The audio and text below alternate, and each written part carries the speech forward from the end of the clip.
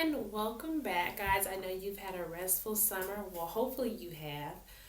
I would like to kind of start off opening the floor for the staff members to talk about different workshops they may have gone to over the summer break. Wonderful, guys. Sounds like you guys have gone to some fun and exciting workshops. But I would like to explain or talk about one workshop that I've gone to over the summer and that really stood out to me. We'll start off by taking about 60 seconds to unscrabble this title of the workshop that I went to. Great, looks like someone's already figured it out. Today we're going to kind of unpack the process in which it takes to plan for an activity or a unit. And we're going to start, of course, with the end in mind. I know, teachers every day, it's like, wow, she keeps coming back with more and more for us to do. I mean, I've already got a desk full of papers. As hard as it is, I know, to keep your desk clean. You have, lesson plans. You're constantly grading papers. You're trying to create assessments, gather materials that are going to help you be successful in communicating your unit to your students. And I know, it gets to be overwhelming. But I'm looking at this new tool as a way to kind of help you plan for what it is that you're going to be teaching. And hopefully those high stacks of paper become one piece of paper or maybe two. And that is with the backward design. One, two, three steps. It's just three easy steps. And with these three easy steps, I'm sure that you'll remember these steps and you'll begin using this process from here forward. The stages of the backward design are as follows. Number one, we're going to identify the desired result. So at that point, you'll begin thinking, what is it that I want my students to know, and what is going to benefit them from this lesson? Two, you're going to think, how am I going to decide what's acceptable for a level of understanding? What will I take with me to know that, okay, my students got this and it's okay to go on to the next part? And the third step is to plan learning experiences and instructions. And it's more like, what am I going to do? What type of activity am I going to do so that my students can grasp an understanding from this and they will be successful at completing the assessment that's going to follow this activity? This was a great quote that I thought would fit perfect with this presentation. To begin with the end in mind means to start with a clear understanding of your destination. It means to know where you're going so that you better understand where you are now so that the steps you take are always in the right direction. I just thought this, fit perfect because if you don't know where you're going, you're not sure what steps to take or where to take them. But when you do know where you're going, you're definitely walking towards that direction that you know you want to end up at.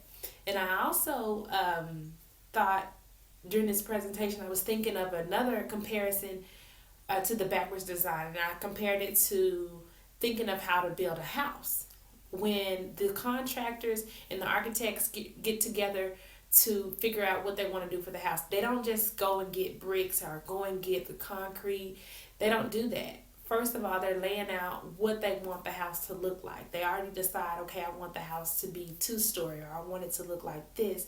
And then from there is where they start backwards. They start with what they want it to look like, and then they go down, they trickle down and look at, how big do I want these rooms to be? Well, how can I get the rooms this big? What do I want to go in this room? Oh, well, this is going to be my game room, so this, needs to be this size. And so they are definitely a perfect example of what a backwards design looks like. And I don't see why we can't use that when it comes to teaching as well. And I'm going to show you how we can use it. Okay, so step one, we are going to identify the desired results. And these are some questions that you may want to ask yourself before you begin creating step one. It's what do you want the students to know? What are they going to be able to do? What goals are you going to have in mind while these students are, mastering this task? What standards, are these aligned standards? Are you just making something up? Or are these aligned standards to the state? Also, what does the curriculum ask you to teach? How is this aligning to the curriculum that the district has asked you to complete? You're also going to consider the teachers and even the students' interest. Step two, you're going to determine what is going to be acceptable evidence. What will the students do to know that they have reached the goal? You're going to think about how are you going to assess this knowledge. Is it going to be a formal or informal assessment? You're also going to think about what is it that you're going to count as acceptable. How do you know that this is acceptable? How will the students know that this is acceptable? Do they know your expectations? What do we want the students to do to provide evidence of learning is basically what the step two is going to boil down to. Step three, plan learning experiences and instruction. How do we reach these goals? We said we wanted the students to do this. We said that this is how they were going to do it. But now, how do we get them to reach these goals? What strategies are we going to use? What are my best practices going to be? And how will I prepare the students for these assessments? What activities will equip the students with the appropriate level of understanding? What questions will provide evidence of learning? These are the things that you're thinking about in preparation for a success when it comes to the assessment. As I was doing my research, I found the acronym WHERE, and it's definitely helpful when you're planning your activities with the backward design. W, where are we headed? H, hook the student. E, explore the subject, enable the student. R, rethink our work and ideas. And E, evaluate the results. When we think about where are the students heading, we're thinking, what are the students' final performance going to look like? What is it that we want it to look like in the end? The H, that's pretty much my favorite part. I feel like if you miss the students on the hook, then you've missed them altogether. So it's very important that we hook the students by engaging them with this activity and giving them a challenge, maybe questions, and kind of include their experiences that they have already had so that they are excited about this unit or this lesson that's getting ready to go on.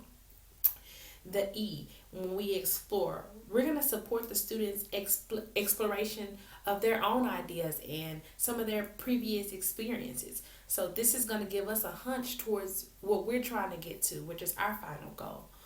The R, when we're rethinking ideas, we're thinking about essential questions that are going to lead them to possess their own, knowledge. We're going to guide the students to self-assessments and self-adjustments based on feedback and experiences. So if our students are not really getting what it is we want them to get, we're going to think about how we can rework this or how we can rethink this and present this to them in a different way so that they are grasping what it is we want them to know.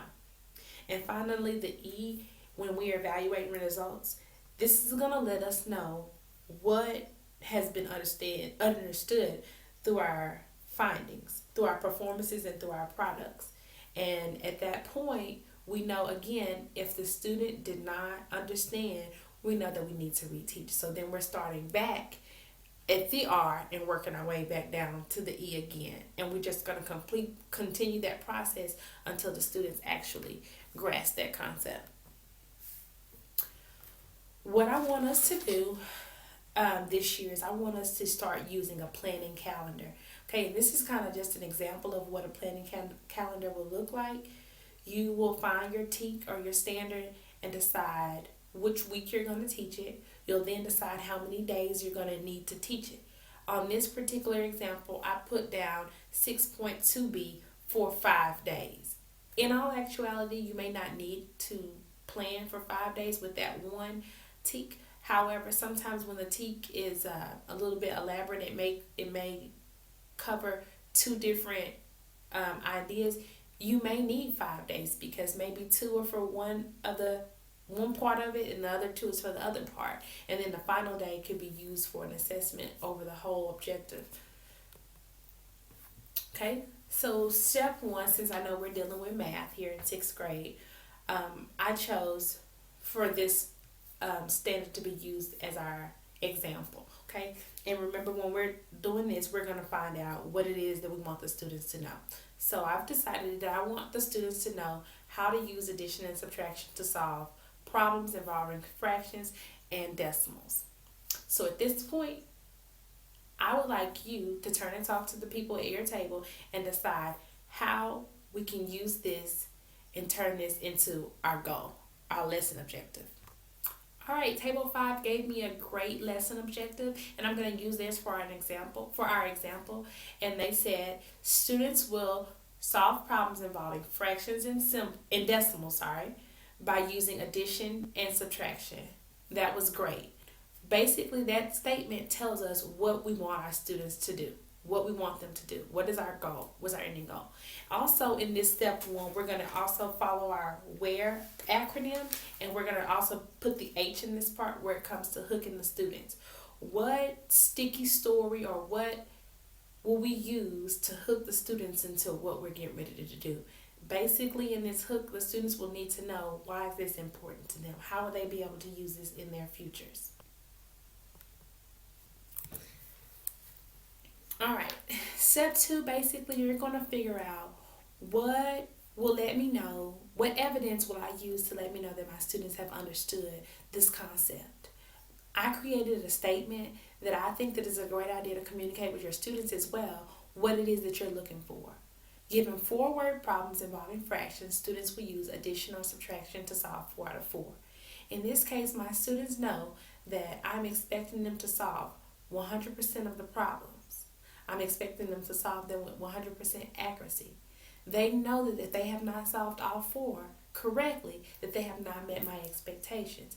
And me as a teacher, I know that at that point, if I have a student that only got 1 out of 4, maybe even 2 out of 4, I know that my job at that point is to reteach. I need to go back and catch these students where they've fallen, pick them up so that they're able to be successful at level 3. For those students who did get 4 out of 4, they're automatically able to go on to step 3. In step 3, you're thinking about what activities will enhance this child's learning. What will help them be successful with the assessment component.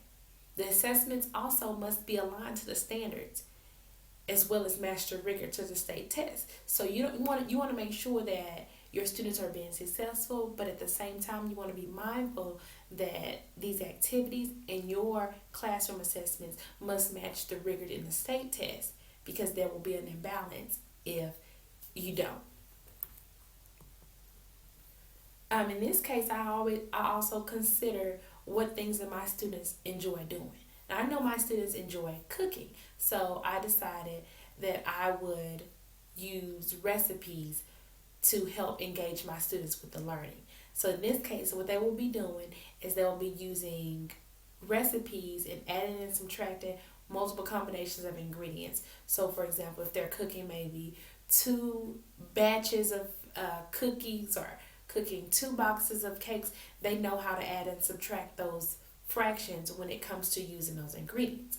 Or if a student doesn't like this or wants a little bit less of this, they know how to subtract those ingredients as well.